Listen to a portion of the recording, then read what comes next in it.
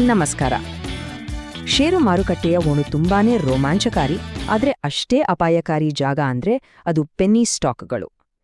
ಅಸಲಿಗೆ ಇದು ಒಂದು ಸುವರ್ಣಾವಕಾಶನ ಅಥವಾ ಹೂಡಿಕೆದಾರರನ್ನ ಸಿಕ್ಕಿ ಹಾಕ್ಕೊಳ್ಳೋಕೆ ಇರೋ ಒಂದು ಬಲೆನಾ? ಬನ್ನಿ ಇದರ ಬಗ್ಗೆ ಇವತ್ತು ಆಳವಾಗಿ ಮಾತಾಡೋಣ. ನೋಡಿ, ಈ ಪ್ರಶ್ನೆಯಲ್ಲೇ ಎಲ್ಲ ಇದೆ ಅಲ್ವಾ?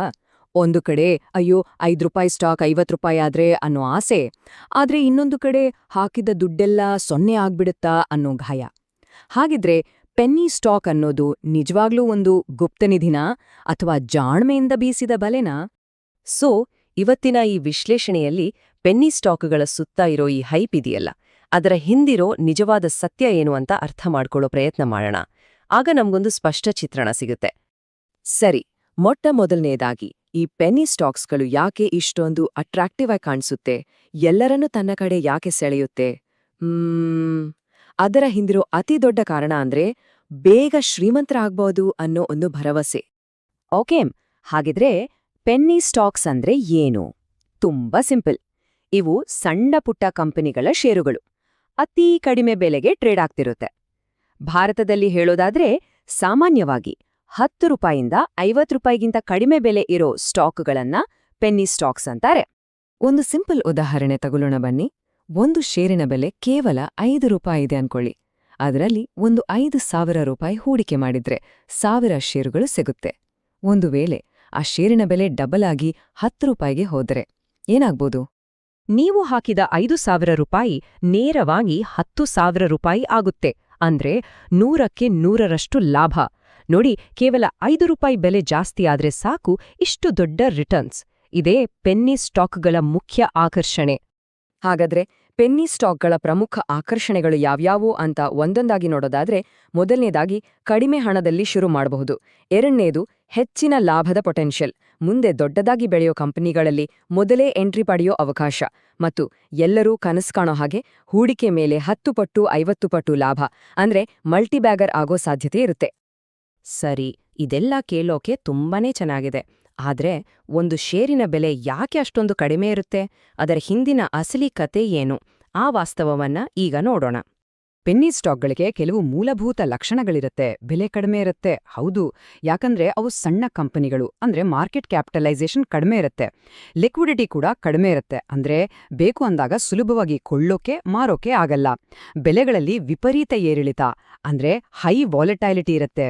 ಅಷ್ಟೇ ಅಲ್ಲ, ಈ ಕಂಪನಿಗಳ ಬಗ್ಗೆ ಅಷ್ಟೊಂದು ಮಾಹಿತಿ ಕೂಡ ಸಿಗಲ್ಲ. ಈಗ ನಾಣ್ಯದ ಇನ್ನೊಂದು ಮುಖವನ್ನ ನೋಡ್ಲೇಬೇಕು. ಪೆನ್ನಿ ಸ್ಟಾಕ್ಗಳಲ್ಲಿರೋ ಅಪಾಯಗಳ್ಯಾವು? ಇದು ನಾವು ಮೊದಲು ಮಾತಾಡಿದ ಬಲೆಯ ಭಾಗ. ಇದೊಂದು ಕಠೋರ ಸತ್ಯ, ಆದ್ರೆ ಇದನ್ನ ಒಪ್ಕೊಳ್ಳೇಬೇಕು. ಹೆಚ್ಚಿನ ಪೆನ್ನಿ ಸ್ಟಾಕ್ಗಳು ಯಾವತ್ತೂ ಯಶಸ್ವಿಯಾಗಲ್ಲ. ಅವು ಹಾಗೇ ಉಳಿದುಬಿಡ್ತವೆ ಅಥವಾ ಮುಚ್ಚೋಗ್ತವೆ. ಇದರರ್ಥ ಹೂಡಿಕೆ ಮಾಡಿದ ಸಂಪೂರ್ಣ ಹಣವನ್ನ ಕಳ್ಕೊಳ್ಳುವ ಸಾಧ್ಯತೆ ತುಂಬಾನೇ ಹೆಚ್ಚಿರುತ್ತೆ. ಪೆನ್ನಿ ಸ್ಟಾಕ್ ಜಗತ್ತಿನ ಅತಿದೊಡ್ಡ ಅಪಾಯ ಅಂದ್ರೆ ಈ ಪಂಪ್ ಆ್ಯಂಡ್ ಡಂಪ್ ಸ್ಕ್ಯಾಮ್. ಇದರಲ್ಲಿ ಏನಾಗುತ್ತೆ ಅಂದ್ರೆ, ಕೆಲವು ದೊಡ್ಡ ಆಟಗಾರರು ಕಡಿಮೆ ಬೆಲೆಯ ಷೇರುಗಳನ್ನ ದೊಡ್ಡ ಪ್ರಮಾಣದಲ್ಲಿ ಕೊಂಡು ಆಮೇಲೆ ಸುಳ್ಳು ಸುದ್ದಿ ಹಬ್ಬಿಸಿ ಅದರ ಬೆಲೆಯನ್ನ ಕೃತಕವಾಗಿ ಏರಿಸ್ತಾರೆ. ಇದನ್ನ ನೋಡಿ ಸಾಮಾನ್ಯ ಹೂಡಿಕೆದಾರರು ಏನೋ ಮಿಸ್ ಆಗ್ತಿದೆ ಅಂತ ಆತುರದಲ್ಲಿ ಷೇರುಗಳನ್ನ ಕೊಳ್ಳೋಕೆ ಶುರು ಮಾಡ್ತಾರೆ. ಬೆಲೆ ಚೆನ್ನಾಗಿ ಏರ್ದಾಗ ಆ ಆಪರೇಟರ್ಗಳು ತಮ್ಮಲ್ಲಿದ್ದ ಷೇರುಗಳನ್ನೆಲ್ಲ ಮಾರ್ಬಿಡ್ತಾರೆ. ಆಗ ಷೇರಿನ ಬೆಲೆ ಪಾತಾಳಕ್ಕೆ ಕುಸಿಯುತ್ತೆ. ಕೊನೆಗೆ ನಷ್ಟ ಅನುಭವಿಸೋದು ಸಣ್ಣ ಹೂಡಿಕೆದಾರರು. ಇಷ್ಟೆಲ್ಲ ತಿಳಿದ ಮೇಲೆ ಈಗ ಒಂದು ಪ್ರಶ್ನೆ ಬರುತ್ತೆ. ಹಾಗಾದ್ರೆ ಯಾರು ಈ ಪೆನ್ನಿ ಸ್ಟಾಕ್ಗಳಲ್ಲಿ ಹೂಡಿಕೆ ಮಾಡಬಹುದು? ಯಾಕಂದ್ರೆ ಇದು ಖಂಡಿತವಾಗಿಯೂ ಎಲ್ಲರಿಗೂ ಸರಿಹೊಂದುವಂಥದ್ದಲ್ಲ. ಈಗೊಂದು ರಿಯಾಲಿಟಿ ಚೆಕ್ ಮಾಡ್ಕೊಳ್ಳೋಣ. ಯಾರಿಗೆ ಮಾರುಕಟ್ಟೆ ಬಗ್ಗೆ ಒಳ್ಳೆ ಅನುಭವ ಇದೆಯೋ, ಹೆಚ್ಚು ರಿಸ್ಕ್ ತೆಗೆದುಕೊಳ್ಳೋಕೆ ಯಾರು ಸಿದ್ಧವಾಗಿರ್ತಾರೋ, ಮತ್ತೆ ಮಾರ್ಕೆಟ್ ಸೈಕಾಲಜಿಯನ್ನ ಯಾರು ಅರ್ಥ ಮಾಡ್ಕೊಂಡಿರ್ತಾರೋ ಅವರಿಗೆ ಇದು ಸೂಕ್ತವಾಗಿರಬಹುದು. ಆದ್ರೆ ಮಾರುಕಟ್ಟೆಗೆ ಹೊಸಬ್ರು, ಸೇಫ್ ಇನ್ವೆಸ್ಟ್ಮೆಂಟ್ ಬಯಸೋರು ಮತ್ತೆ ಜೀವನ ಪೂರ್ತಿ ಕೂಡಿಟ್ಟ ಹಣವನ್ನ ಹೂಡಿಕೆ ಮಾಡೋರು ಇದರಿಂದ ದೂರ ಇರೋದೇ ತುಂಬಾನೇ ಒಳ್ಳೇದು. ಒಂದು ವೇಳೆ ರಿಸ್ಕ್ ತೆಗೆದುಕೊಳ್ಳೋಕೆ ಸಿದ್ಧವಿದ್ದು ಈ ಕ್ಷೇತ್ರಕ್ಕೆ ಎಂಟ್ರಿ ಕೊಡ್ಬೇಕು ಅಂತ ಅನ್ಕೊಂಡಿದ್ರೆ ಕೆಲವು ನಿಯಮಗಳನ್ನ ಕಟ್ಟುನಿಟ್ಟಾಗಿ ಪಾಲಿಸಲೇಬೇಕು. ಈ ನಿಯಮಗಳು ದೊಡ್ಡ ನಷ್ಟದಿಂದ ಕಾಪಾಡಬಹುದು. ಇದರಲ್ಲಿ ಅತ್ಯಂತ ಮುಖ್ಯವಾದ ನಿಯಮ ಅಂದ್ರೆ ಪೋರ್ಟ್ಫೋಲಿಯೋ ರೂಲ್. ನಿಮ್ಮ ಒಟ್ಟು ಹೂಡಿಕೆಯ 90% ಭಾಗ ಸೇಫ್ ಆಗಿರೋ ಸ್ಟಾಕ್ಗಳಲ್ಲಿರಬೇಕು. ಪೆನ್ನಿ ಸ್ಟಾಕ್ಗಳಂತಹ ಹೈರಿಸ್ಕ್ ಹೂಡಿಕೆಗಳು ಮ್ಯಾಕ್ಸಿಮಮ್ ಅಂದ್ರೆ ಕೇವಲ 10% ಮಾತ್ರ ಇರಬೇಕು. ಇದಕ್ಕಿಂತ ಜಾಸ್ತಿ ಮಾಡೋದು ತುಂಬಾನೇ ಅಪಾಯಕಾರಿ. ಇನ್ನು ಕೆಲವು ಪ್ರಮುಖ ನಿಯಮಗಳು. ಹೂಡಿಕೆ ಮಾಡೋ ಮುಂಚೆ ಕಂಪನಿಯ ಫಂಡಮೆಂಟಲ್ಸ್, ಅದರ ಸಾಲದ ಬಗ್ಗೆ ಚೆಕ್ ಮಾಡಿ. ಸೋಷಿಯಲ್ ಮೀಡಿಯಾ, ವಾಟ್ಸ್ಆಪ್, ಟೆಲಿಗ್ರಾಮ್ ಗ್ರೂಪ್ಗಳಲ್ಲಿ ಬರೋ ಟಿಪ್ಸ್ಗಳನ್ನ ದಯವಿಟ್ಟು ನಂಬೇಡಿ. ನಷ್ಟವನ್ನ ಕಮ್ಮಿ ಮಾಡ್ಕೊಳ್ಳೋಕೆ ಸ್ಟ್ರಿಕ್ಟ್ ಆಗಿ ಸ್ಟಾಪ್ ಲಾಸ್ ಬಳಸಿ. ನೆನಪಿಡಿ, ಬೆಲೆ ಕಡಿಮೆ ಇದೆ ಅಂತ ಮಾತ್ರಕ್ಕೆ ಅದು ಒಳ್ಳೆ ಸ್ಟಾಕ್ ಆಗಿರಲ್ಲ. ಎಲ್ಲಕ್ಕಿಂತ ಮುಖ್ಯವಾಗಿ ಯಾವಾಗ್ಲೂ ನಿಮ್ಮ ಸ್ವಂತ ರಿಸರ್ಚ್ ಮಾಡಿ.